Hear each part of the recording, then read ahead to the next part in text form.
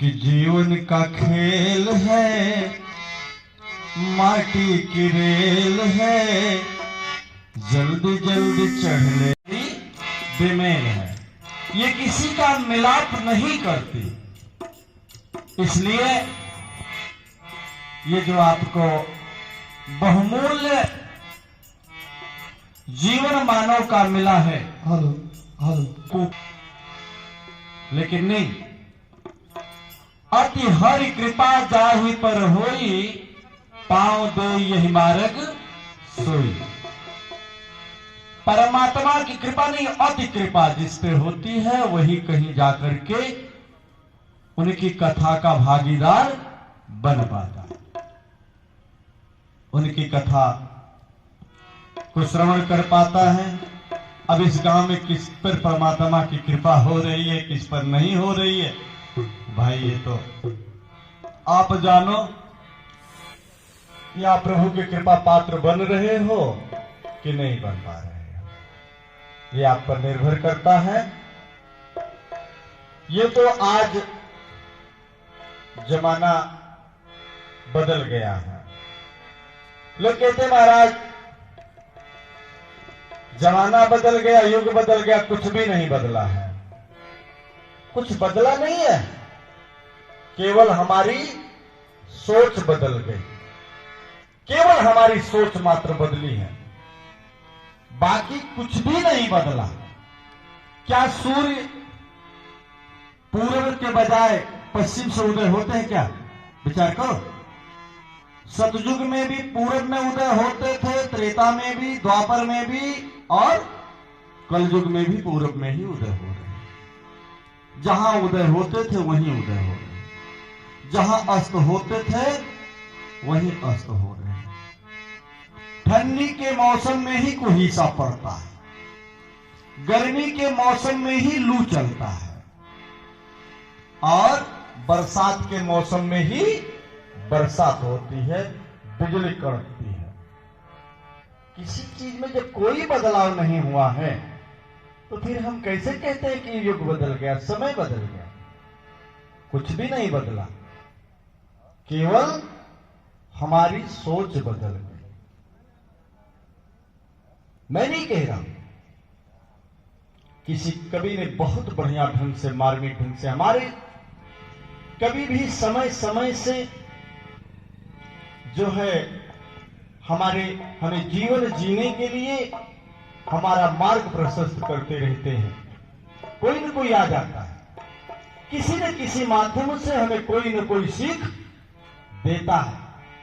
आपने देखा होगा फिल्मी में बहुत बढ़िया पुराने फिल्म का गाना है ना, कि देख तेरे संसार की हालत हो गई क्या भगवान, कितना बदल गया इंसान।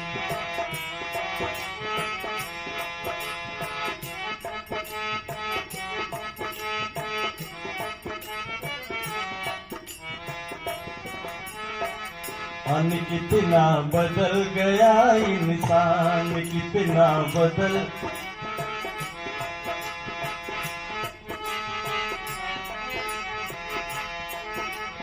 देख तेरे संसार की हालत हो गई क्या भगवान, कितना बदल गया इंसान, कितना। हे सूर्य न बदला, चांद न बदला, सूर्य न बदला, चांद न बदला, ना बदला रे आसमान। सूर्य न बदला,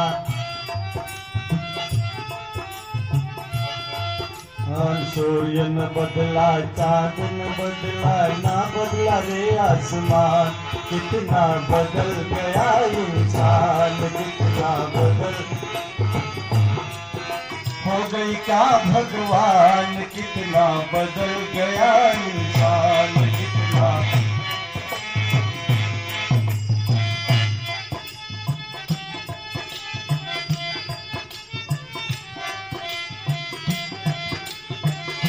कभी ने बहुत बढ़िया नजर लिखा, आया समय बड़ा बेढंगा, नाच रहा नर होकर नंगा।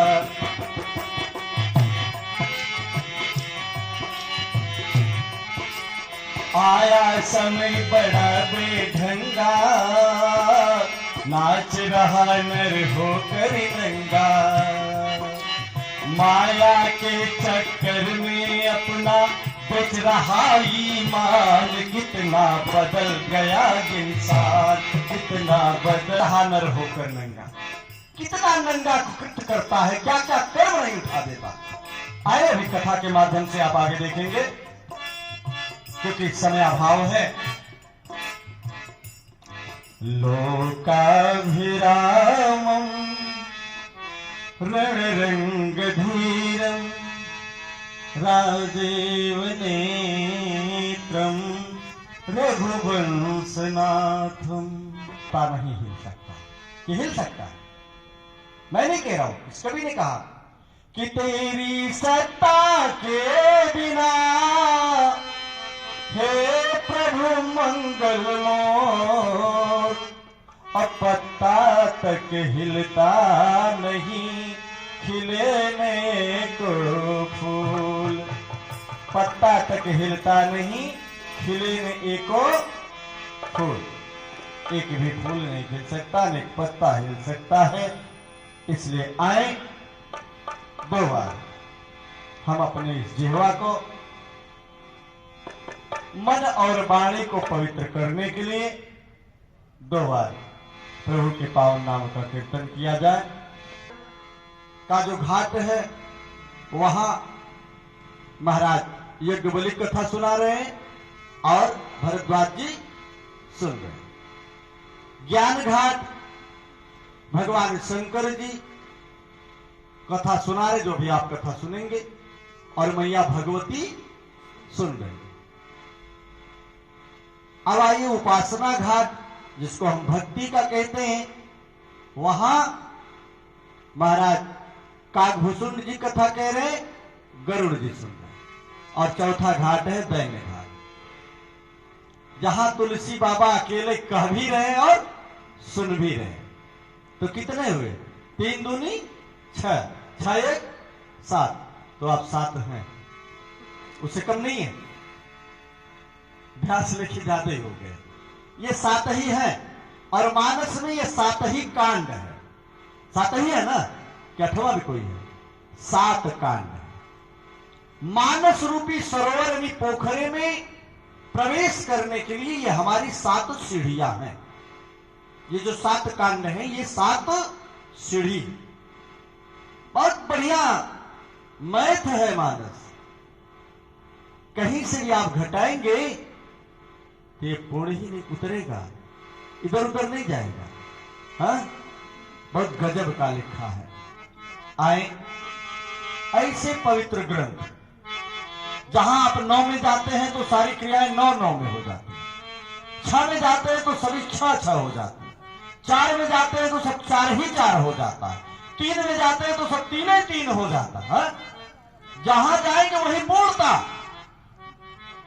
आपके पीछे लग जाएगी। अपूर्ण है ये नहीं, ये पूर्ण ग्रंथ है। इसमें क्या नहीं है, अब विचार करो। जब तक आप मानस का स्मरण नहीं करोगे, आप मानस नहीं बन पाओगे, मानव नहीं बन पाओगे। भागवत यद्यप विद्या होता भागवत परीक्षा, विद्वानों की परीक्षा तो भागवत ही महापुराण में होती है।